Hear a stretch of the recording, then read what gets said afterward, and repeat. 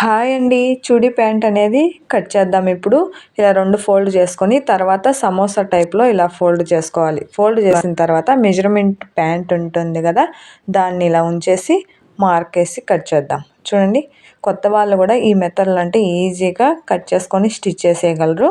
చూడండి, ఇలా ఎక్కడ ఉంటే అక్కడ ఒక స్టిచ్ చేసి ఉంటాం కదా రెడీ, దానికంటే హాఫ్ ఇంచ్ వదులుకొని మార్క్ వేసుకుంటేస్తే చాలును.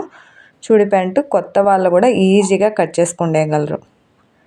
ఇలా కట్ చేసినది తర్వాత ఇది స్ట్రైట్ ఈ పీస్ అనేది ఇక్కడ జాయింట్ చేసేదానికి ఇప్పుడు ఎక్స్ట్రా పీస్ మనం కట్ చేసినాం కదా, దాంట్లో ఆ ముక్కని కట్ చేసుకొని జాయింట్ చేద్దాం.